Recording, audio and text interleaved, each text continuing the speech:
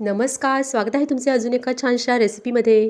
तर ही भाजी पहा ना, ही मेथीची भाजी आहे आणि ती किती मस्त हिरवीगार अशी झाली आहे. ही मेथीची भाजी खाण्याचे फायदे सर्वजणच जाणतात. अशी हिरवीगार भाजी करण्यासाठी इथे मी एक जुडी मेथीची भाजी घेतली आहे आणि ती छान अशी निवडून घेऊन 2 ते 3 पाण्याने स्वच्छ धुवून चाळणीमध्ये नितळत ठेवली आहे. आता ही स्वच्छ धुतलेली भाजी मी बारीक अशी चिरून घेणार आहे. रेसिपीमध्ये पुढे जाण्या अगोदर रेसिपी अगदी खूप टिप्ससह सांगितली आहे, त्यामुळे रेसिपी स्किप न करता संपूर्ण पहा आणि अजून जर का चॅनलला सबस्क्राईब केलं नसेल तर सबस्क्राईब पण नक्की करा. आता थंडीचे दिवस चालू असल्यामुळे बाजारात अगदी मुबलक प्रमाणात मेथीची भाजी यायला लागली आहे आणि ती नेहमीपेक्षा स्वस्तसुद्धा असते. मेथीपासून आपण बरेच पदार्थ करतो, जसे की मेथीचे पराठे, मेथी मटर मलाई, आणखीन यासारखे विविध प्रकार करतो. पण अशी मेथीची भाजी तुम्ही माझ्या पद्धतीने नक्की करून पहा. त्यासाठी इथे मी कढईमध्ये 2 चमचे तेल घातले आहे आणि त्यामध्ये 4 पाकळ्या लसणीच्या ठेचून घातल्या आहेत. भाजी करण्याची पद्धत सगळ्यांची सेमच असते, पण भाजी करताना एखादा पदार्थ कमी किंवा जास्त घातला की भाजीची पूर्ण टेस्टच बदलून जाते.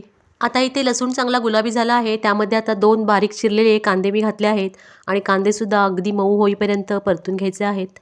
आता त्यामध्ये 2 चिरलेल्या हिरव्या मिरच्यासुद्धा घातल्या आहेत.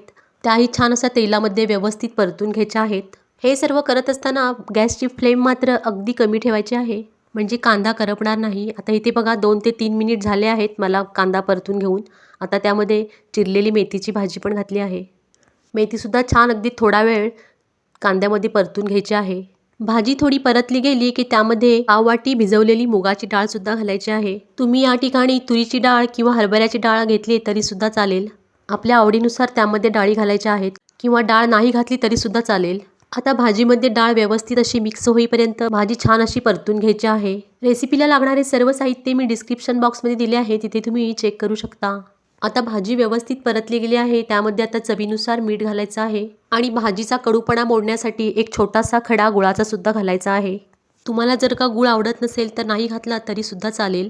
थोडासा गूळ घातल्यामुळे भाजीची चव तर वाढतेच आणि कडूपणासुद्धा थोडा कमी होतो. आणखीन झाकण ठेवून 5 मिनिटे भाजी बारीक गॅसवर शिजवून घ्यायची आहे. हे पहा, भाजी आता इथे छान शिजली गेली आहे आणि गूळ घातल्यामुळे भाजीचा कलरसुद्धा बदलत नाही, अगदी हिरवागार राहतो. आता त्यामध्ये बारीक चिरलेली कोथिंबीरसुद्धा घातली आहे. आता झाकण ठेवून भाजी 2 मिनिटे शिजवून घ्यायची आहे. ही पहा, 2 मिनिटानंतर भाजी मस्त अशी शिजली आहे. अशी माझ्या पद्धतीने मेथीची भाजी तुम्ही नक्की करून पहा, तुम्हाला नक्कीच आवडेल. आता इथे भाजी आपण सर्व करूया. आणि ही मेथीची भाजी करण्याची पद्धत तुम्हाला जर का आवडली असेल तर रेसिपीला एक लाईक नक्की करा आणि चॅनलवर नवीन असाल तर चॅनलला सबस्क्राईबसुद्धा करा. आणखी बाजूला दिलेल्या बेल आयकॉनवर क्लिक करा, म्हणजे येणाऱ्या व्हिडिओची नोटिफिकेशन तुम्हाला सगळ्यात अगोदर येईल. ही रेसिपी तुम्ही तुमच्या नातेवाईकांमध्ये नक्की शेअरसुद्धा करा. रेसिपी पाहिल्याबद्दल सगळ्यांचे खूप खूप धन्यवाद. आता भेटू पुढील रेसिपीमध्ये. तोपर्यंत नमस्कार.